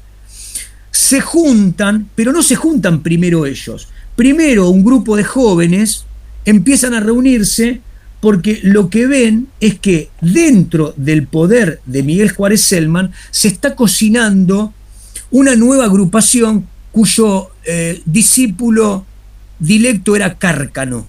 El hombre que estaba a la derecha de Miguel Juárez Celman era Miguel Cárcano, y que ya se estaba hablando de una próxima candidatura. Entonces, lo que los jóvenes, liderados por Barruetebeña, dicen ahí en la calle Florida es: estos hombres que están en el poder están absolutamente corrompidos. Están corrompidos de poder, están corrompidos de especulación, no quieren a la patria, no quieren a la nación. Aparecen grandes palabras.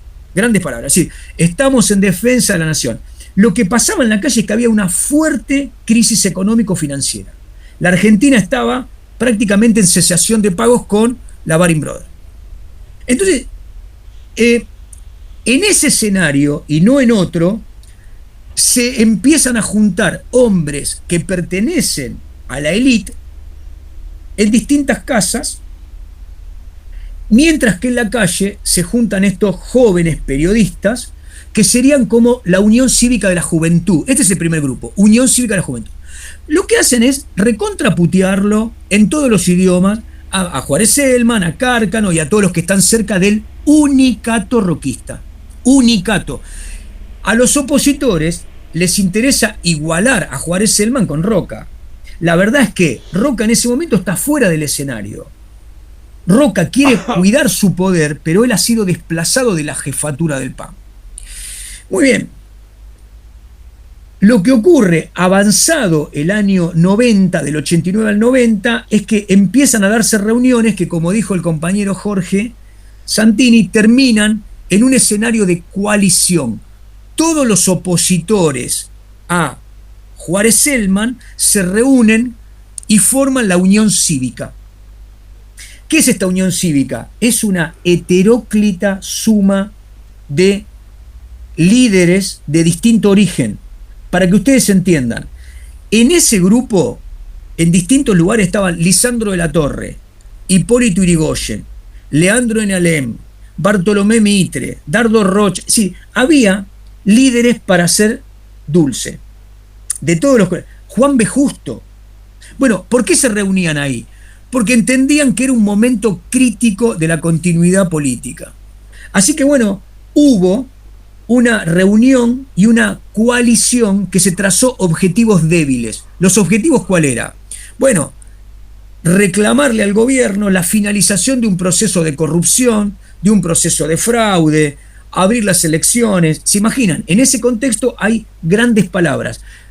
Aparecen dos líderes claros que se dividen el auditorio del periodo 89-90. Uno es Leandro N. Alem, que podemos señalar como el fundador de lo que va a ser la Unión Cívica Radical, y otro líder consagrado es Bartolomé Mitre, que es en la capital federal, en la ciudad de Buenos Aires. Mitre es, obviamente, local. El local es Mitre, ¿entienden, no? Uno diría así, los hombres más conspicuos de la ciudad de Buenos Aires entendían que Mitre era una estatua viva. Bien, así que convocaba, pero Mitre a la hora de votar solamente representaba a los cívicos, no al resto de la oligarquía. Muy bien, bueno, la cuestión es que en este contexto crítico el proceso avanza por dos lados. Hay un escenario público que es el de los famosos discursos de la cancha de pelota, ¿no? Pero en julio del 90 se establece un marco revolucionario. Si como el gobierno no cesaba... Sí, Jorge. No, digo que creo que no solo líderes convocados, sino también una masa obrera, básicamente de inmigrantes, que ante ese periodo también que de emisión de títulos, que había una gran inflación, y también como luego, digamos, los juntó también, no solo líderes, digo, sino también de masas. No, está muy bien tu apreciación. Sí, yo me quedé con los líderes, pero digamos, se imaginan que ¿vieron esto? Hablé de la cancha de pelota, ¿vieron? De pelota paleta. Los escenarios más grandes que había en la capital eran esos, porque no había otro deporte todavía. Entonces, los vascos habían instalado el juego de la pelota paleta, entonces eran los escenarios donde se juntaban. Bien, como dice Jorge, había obviamente una masa, llamémosle plebeya, pero urbana, que apoya esto, y obviamente son los que finalmente se van a sumar a esta revolución militar, digamos, ¿no? Lo que hace Leandro N. Alem es trabajar sobre algunos líderes del ejército, de algunos regimientos que estaban apostados en la ciudad de Buenos Aires, como para dar el golpe. Así que bueno, en julio del 90 hay un enfrentamiento, hay miles de muertos, hay 2 días de una fragorosa lucha, y finalmente los revolucionarios liderados por Alem no logran su cometido, digamos, ¿no? Entonces, acá ocurre que el general Campos, digamos, es tomado prisionero, y Roca accede al conocimiento de que la revolución está en marcha. Entonces, hay toda una línea interpretativa respecto de si Roca dejó avanzar esta revolución para obtener dos resultados favorables. El primero era que Alem fuera derrotado, y el segundo es que después de esta revolución Miguel Juárez Celman dejara el poder. Lo que va a hacer Roca al día siguiente de la revolución es hacerle renunciar a todo el gabinete que tiene Miguel Juárez Celman, y obviamente Juárez Celman, absolutamente privado de voluntades políticas, renuncia, y entonces los 2 años siguientes, desde el periodo del unicato, vuelve al poder de Roca.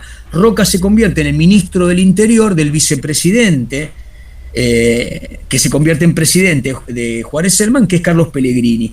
Carlos Pellegrini, como recuerdan, según los hombres que estudian el conservadurismo, es el representante más cabal de ese conservadurismo que podemos llamar smithiano, digamos, más liberal progresista o liberal reformista.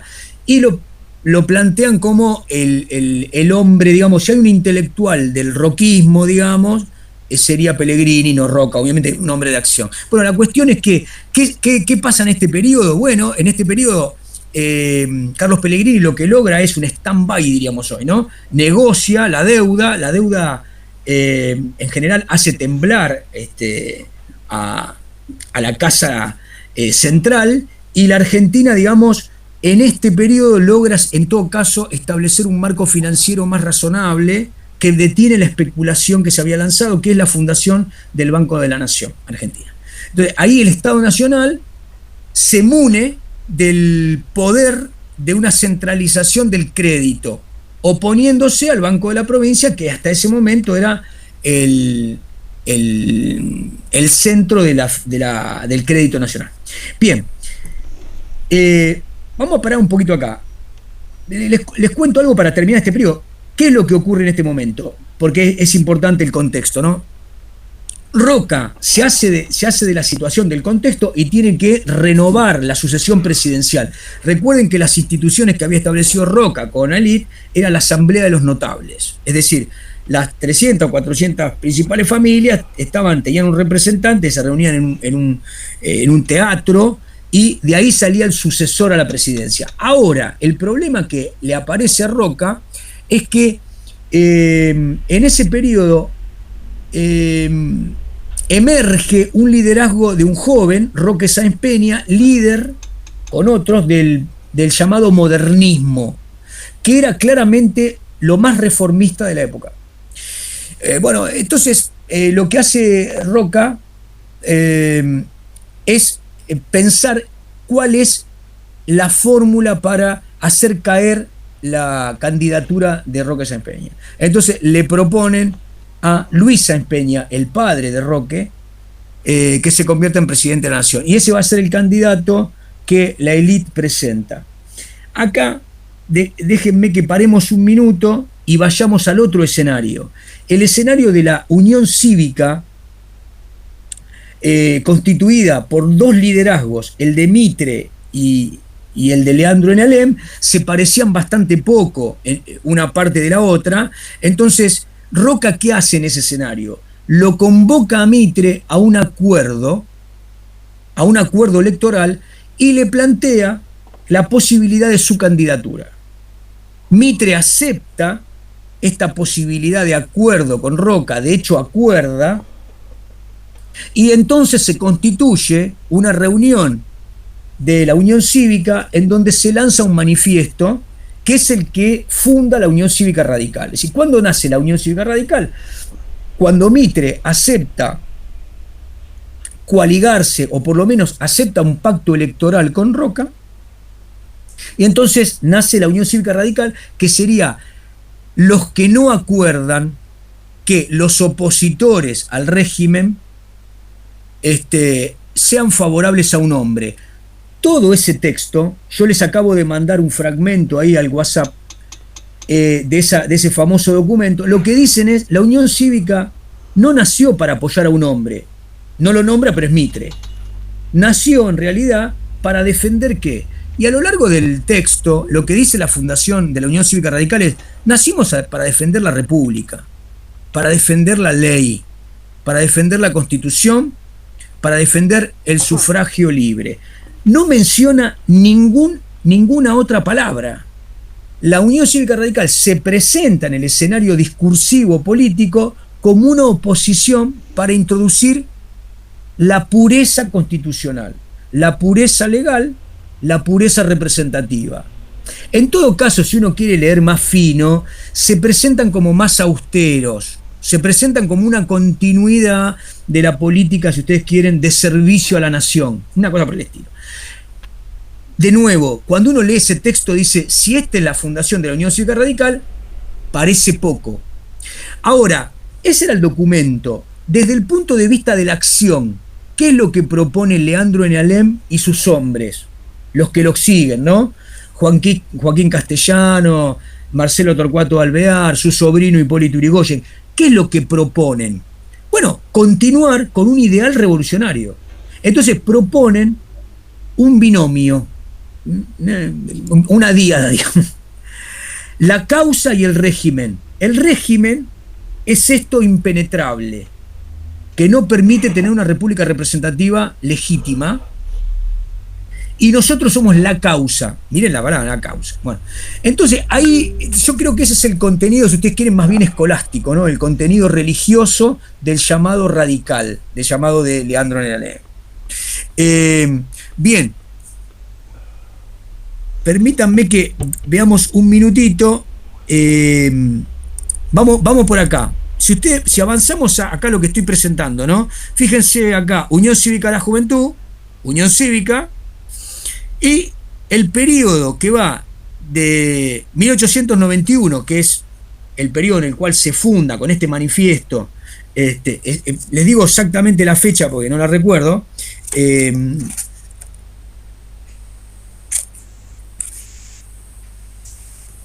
ténganme paciencia que se me fue el separador, ¿no?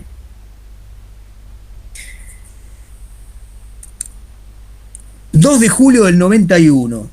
El 2 de julio de 1891 se funda con ese manifiesto la Unión Cívica Radical. Bien, desde esa fecha hasta el suicidio de Alem, ocurrió en 1896, tenemos como un periodo originario, ¿no? Digamos, David Rock dice, bueno, ahí tenemos los orígenes del radicalismo. En ese periodo, lo primero que hace Leandro N. Alem, después de separarse de Mitre, es empezar a organizar otra revolución. Esa revolución se va a llevar a cabo en 1893, en Buenos Aires, en Entre Ríos, en Córdoba, en Mendoza. Obviamente, esa revolución, en el caso de Santa Fe, es muy interesante porque recibe el primer apoyo de chacareros que estaba enfrentado obviamente a los arrendatarios. A los arrendadores, a los terratenientes, y ahí hay un elemento que no me lo comentaron, pero si vuelven a ver el video de los radicales, ese que colgué en el Classroom, hay un momento donde aparece la imagen, dice 1893, y aparecen los chacareros, dice, el grito de Alcorta, los radicales se suman a sí mismos el grito de Alcorta como algo que ellos originaron. ¿De dónde viene esto? Que en 1893 la revolución radical tiene el apoyo de estos chacareros que están luchando contra los terratenientes santafesinos, obviamente. Bueno, esa revolución fracasa. Algunas líneas historiográficas marcan que Leandro N. Alem culpa a Hipólito Yrigoyen, su sobrino, de ser uno de los que no había apoyado convenientemente la marcha de la organización revolucionaria. Y entre otras cosas, algunos también estiman que en parte su suicidio 2 años y pico después tiene un poco que ver con esta traición y un poco con el fracaso de la revolución de 1893. Entonces, uno podría decir esto: la Unión Cívica Radical nace como un intento de llamamiento al civismo contra la corrupción del régimen. Ellos se autodefinen como la causa. ¿Cuál sería la causa de la pureza eleccionaria, de la pureza republicana, de la búsqueda de un ideal democrático? Y lo hacen a través de la revolución. O sea, resistir con las armas frente a este poder omnímodo y fraudulento es legal. Es lo que tenemos que hacer como servicio a la patria. Bien, en 1896 entonces tenemos la primera etapa del radicalismo. Paremos un poquito acá. ¿Qué es lo que ocurre en el contexto del régimen, digamos, ¿no? Para llamarlo como los radicales lo llamaban? Bueno, don Luis Sáenz Peña tiene 3 años en la primera parte del periodo porque renuncia. Es un periodo muy crítico. Las consecuencias de la revolución radical no permiten que el gobierno se estabilice. De un lado, Julio Argentino Roca, y de otro lado, los enemigos que le van apareciendo a Roca también, el caso de Dardo Rocha. Me olvidé de nombrarles a Bernardo de Irigoyen, que es otro participante de la élite, que se va a sumar al radicalismo, ¿eh? Acuérdense de este nombre porque es muy importante. Bernardo Irigoyen. No se confundan con Hipólito. Bernardo tiene I latina, Irigoyen, Hipólito se cambió la I, se puso la I. Muy bien.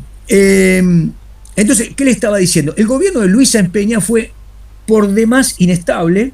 Lo primero que hace Luis Sáenz Peña para mantener equilibrio al interior de su gabinete es convocar a uno de los hombres amigos de los revolucionarios, que es Aristóbulo del Valle.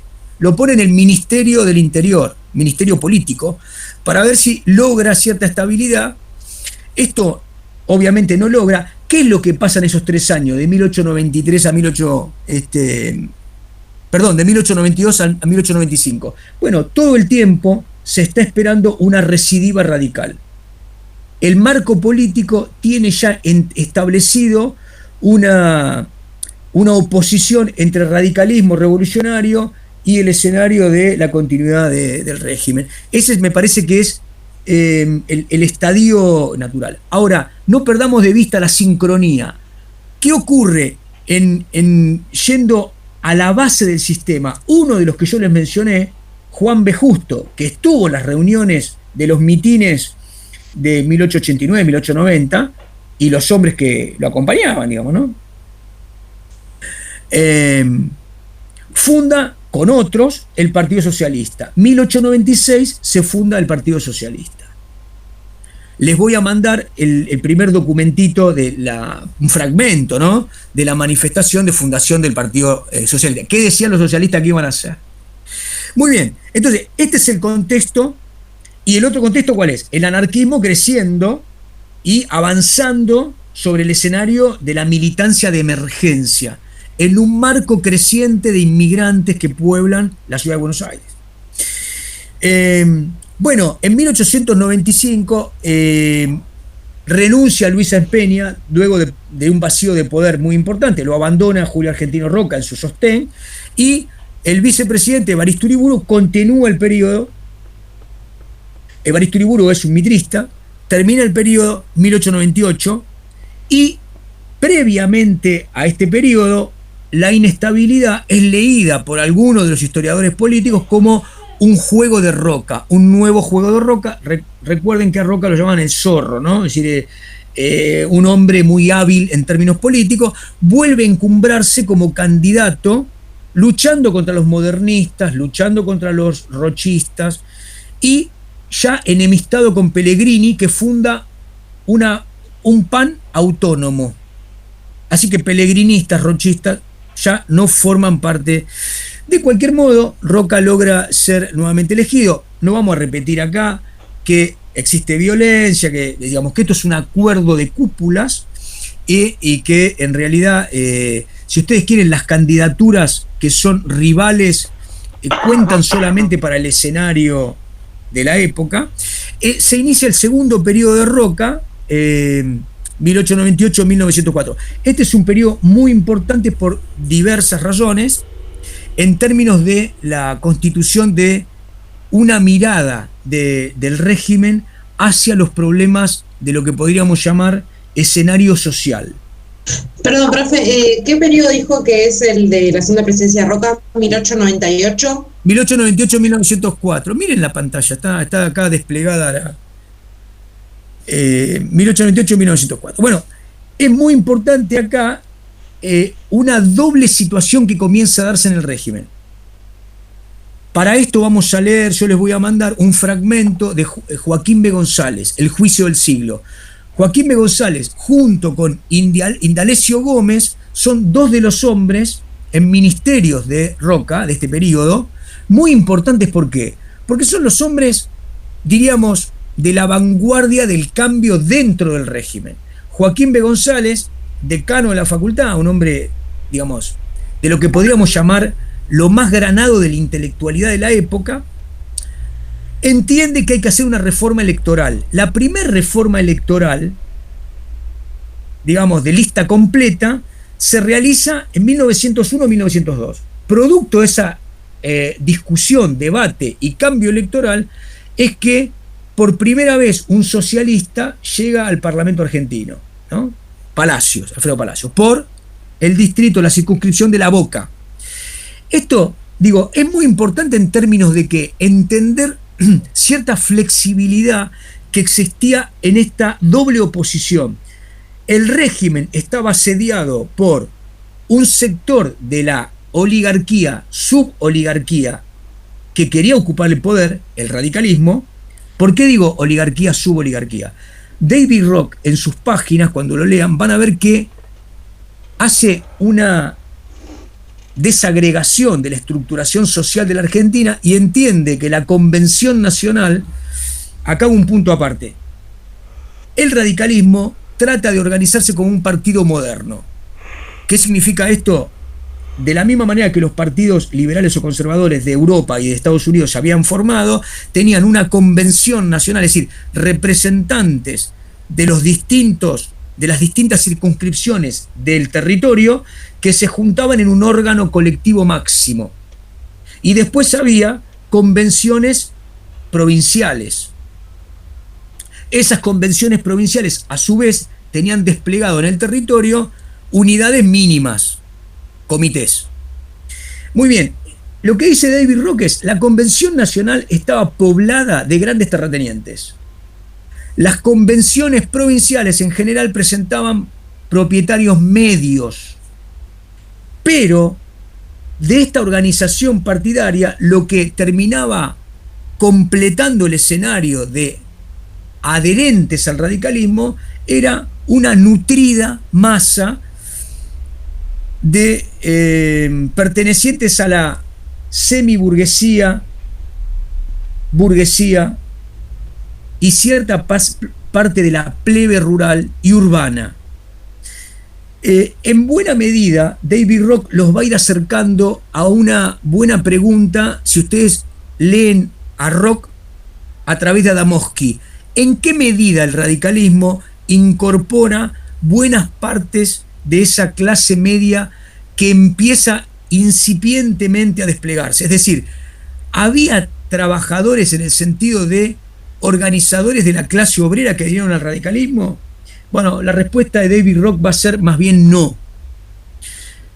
No en esta época, digamos, estamos hablando de fines del siglo XIX, principio del siglo XX, ¿no? En este periodo parece haber una plebe más media y cercana a la burguesía.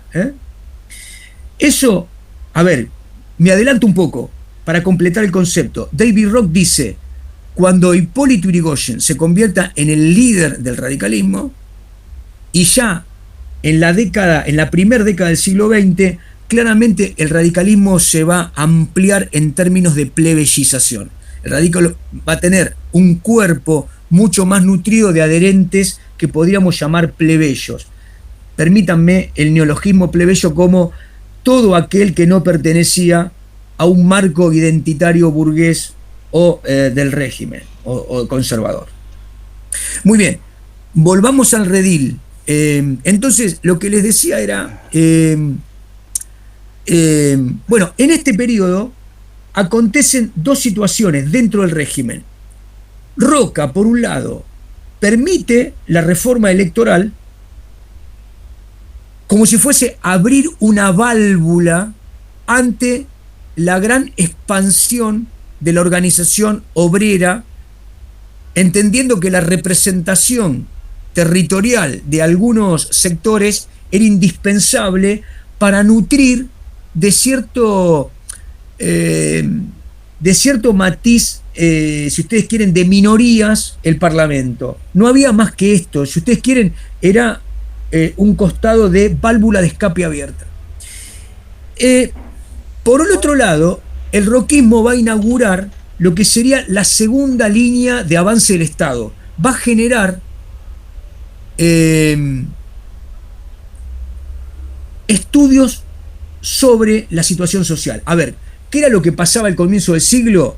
Un nuevo ítem de la iglesia y un nuevo ítem de cierta parte de la burguesía era por qué razones en la Argentina había explotado la cuestión social. ¿Qué era la cuestión social? Bueno, una cantidad de sectores trabajadores que amenazaban el poder político reclamando derechos que no estaban en ninguna agenda pública.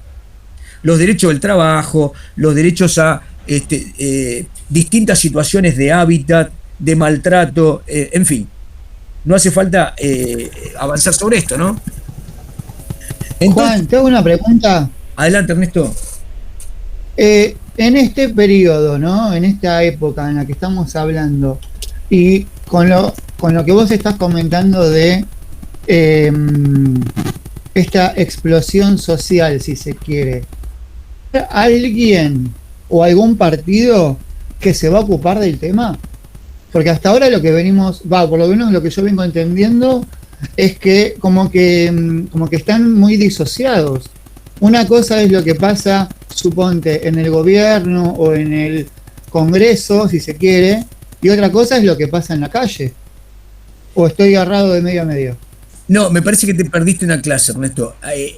Lo presentamos. Puede ser. No importa, pero lo repetimos, es válido, lo vamos a seguir charlando. A ver, vamos a decirlo fácil. A partir de 1870, ya claramente en la Argentina, vamos a decirlo más todavía, los amigos de Mitre, de Bartolomé Mitre, uno de sus amigos, Garibaldi, es mazziniano. ¿Quién es Mazzini? Bueno, luchan por la integración italiana. ¿Con qué objetivo? Bueno, son antipapales, son anticlericales, son liberales. Ahí el liberalismo tiene una matriz revolucionaria. En Europa tiene una matriz revolucionaria. Luchar contra los imperios. Lo que hace el liberalismo, luchar contra las clases terratenientes, contra los yankers, contra el clero, la aristocracia. Ahora, a partir de ese momento, la Argentina siempre recibe las vanguardias exiliadas o expulsadas de Europa. No mucho después que Garibaldi y sus amigos llegan a Argentina otros italianos que también eran los que luchaban contra la monarquía y se instalan en Argentina. Lo primero que hacen, ¿qué es? Empiezan a editar sus periódicos en lengua italiana con la difusión de sus propuestas revolucionarias. La Italia unida, la Italia contra el papado, etcétera, etcétera. Un tiempo después llegan otros sectores más cercanos a los 80 que traen el ideario anarquista y el ideario socialista. Lo que dice Bayer y lo que dicen la mayoría de los que estudian el fenómeno es que las ideologías defensoras de la explotación al trabajo las traen en su mochila pioneros europeos. O sea, la traen acabada, traen a Marx en la mochila, otros traen a Bakunin, otros traen a Kropotkin, otros traen a Proudhon, es decir, otros traen a Bernstein. Ahora después lo vamos a ver esto en una presentación sobre el marco ideológico europeo, digamos, pero lo que traen es una ideología acabada. ¿Qué hacen? La empiezan a desenrollar en la Argentina a favor de que lo que ocurre en Europa se puede trasvasar al escenario argentino.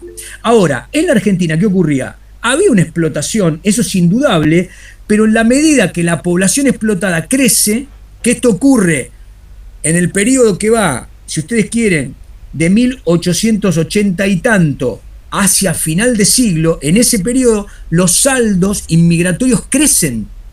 Y en ese periodo también crece, obviamente, el maltrato, la falta de hábitat y distintos tipos de opresiones. Todo ese tipo de opresiones va generando una escalada. Esa escalada, ¿cuándo se da? Esa escalada empieza a darse a partir de fines de los años 90, 1888 por ahí. El 1 de mayo se va a conmemorar en la Argentina con una manifestación pública de algunos miles, pero cada 1 de mayo va a ser creciente. Para que vos entiendas, Ernesto, el Partido Socialista nace de el ingeniero Lallemant, Juan B. Justo, el padre de Alicia Moró, el marido de Justo, y otros, Dickmann, Repeto, etc. ¿Quiénes eran esos ñatos? Eran o alemanes llegados de Alemania, o en algunos casos, algunos franceses o algunos italianos. Había por lo menos 4 grandes centros socialistas, pero el más importante fue el alemán, que se llamó Borgwars, ¿no? Los del Borgwars generan el primer gran círculo que funda el partido, 1896. ¿Cuál es el ideario de ese partido socialista? Bueno, tenemos que defender a los trabajadores, para decirlo llano. ¿Y eso cuándo ocurre? 1896. O sea que en el Parlamento argentino, a partir de la reforma de Roca, de Joaquín B. González, ya hay alguien que alza la voz por los explotados, por el capitalismo y el imperialismo y los derechos laborales. Si hay una persona que integra los discursos sobre los derechos del trabajador en el Parlamento, es Alfredo Palacio, digamos, ¿no? Creo que debe ser el socialista que más años tuvo como diputado y senador. Bueno, es el primer diputado de América Latina que ingresa a un Parlamento. Eso es a partir de que el Partido Socialista nace y rápidamente se organiza para ir a elecciones. Ahí hay un elemento muy importante para oponer a los socialistas respecto a los anarquistas. Los anarquistas, obviamente, son ácratas, no creen en ningún tipo de gobierno, no creen en ningún tipo de autoridad, no creen en ningún tipo de ley. Por lo tanto, el anarquismo lo que hace es estar en la calle junto a los maltratados, a los oprimidos, a los perseguidos, a los explotados. Ahora, el anarquismo cubre todo tipo de opresión. La opresión a la niñez, la opresión a la mujer, la opresión a los trabajadores. O sea, carga contra la iglesia, contra la escuela, contra el Estado, contra los policías, contra los militares. El anarquismo es una militancia de emergencia.